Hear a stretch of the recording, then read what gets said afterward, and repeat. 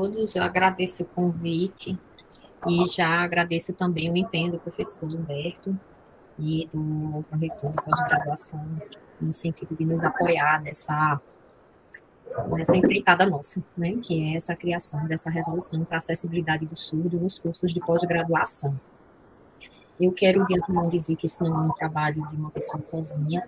Nós montamos uma comissão composta pela professora Márcia, que era a pró-reitora de pós-graduação anterior, ela entrou como representante, né, da pró-reitoria. A professora Cristina Datzenberger, que veio compor a comissão como representante do Comitê de Inclusão e Acessibilidade. O professor Roberto, como professor representante do Programa de Pós-Graduação em Letras. A professora Carolina, como representante do Departamento de Línguas de Sinais. Eu fico em dois âmbitos, principalmente, no PPGL, porque sou professora do PPGL, e lá somos eu e a professora Janaína, que recebemos os alunos surdos, né? Com a nossa entrada, os surdos começaram a procurar a formação em nível de mestrado e doutorado. E é a partir do PPGL que surgem as demandas, né? E a gente sempre levou as demandas para o PPGL, fizemos algumas alterações dentro do possível, do que era possível, obedecendo o regulamento, e aí chegou em um momento em que a gente precisou ir para um âmbito maior. Quando fomos contactar a pró-reitoria de pós-graduação, a gente percebeu que existia algumas limitações, né, algumas questões de regulamento que eram barreiras para o acesso do surdo na pós-graduação. A partir daí, a gente começou a entender que, para mexer no regulamento, a gente precisaria de uma resolução, certo? Então, antes da gente começar a falar propriamente da resolução, eu queria esclarecer algumas coisas, né, alguns princípios básicos que regem a construção dessa resolução.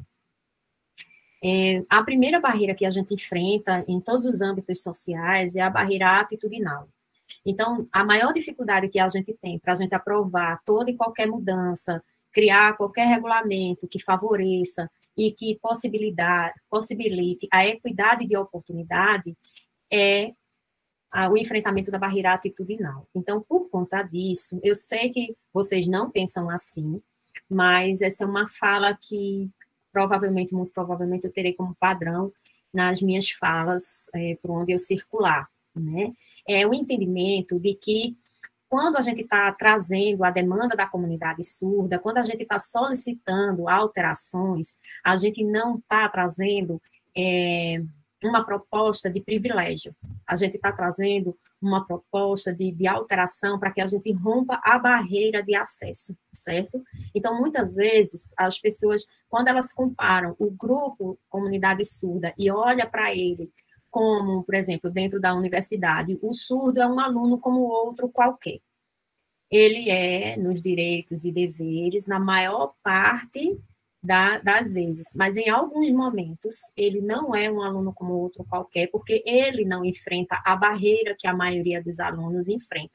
Se a gente tem uma barreira, e essa barreira ela é impeditiva e ela é imposta para todos, aí existe a equidade, inclusive da barreira, né? Porque às vezes existe a equidade de acesso e às vezes existe a equidade de barreira. Às vezes nós construímos determinados regulamentos que acabam por ser barreiras.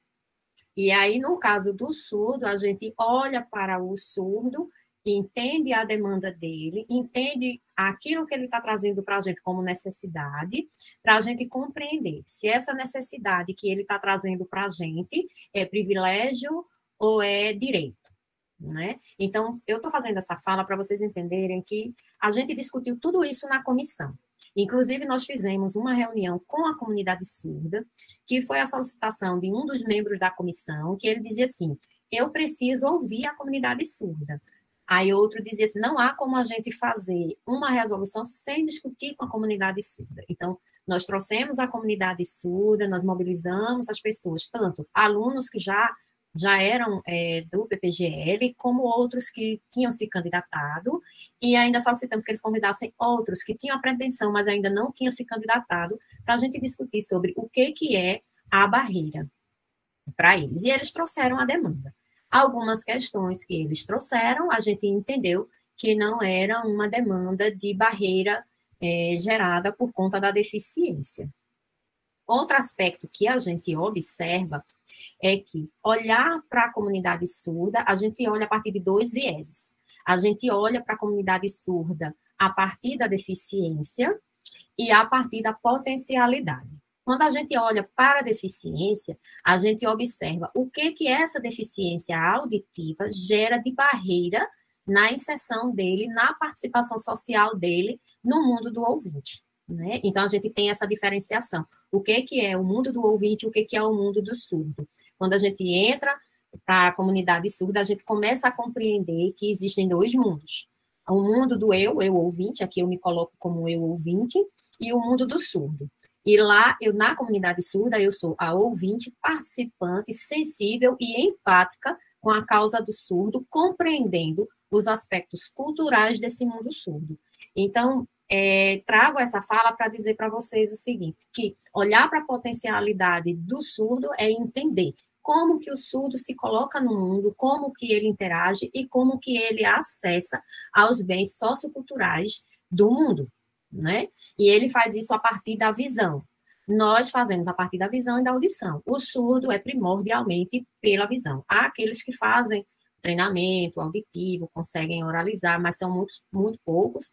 E aí a gente tem muitos estudos que tratam sobre isso, e eu não vou adentrar nessa questão. Eu estou fazendo mais uma contextualização, porque há momentos na resolução que talvez vocês comecem a pensar, mas será que é realmente necessário? Será que esse tipo de questão é realmente uma demanda? Então, para vocês entenderem que a gente tem todo esse apanhado para a gente pensar, que a gente fez para a gente pensar essa proposta de resolução.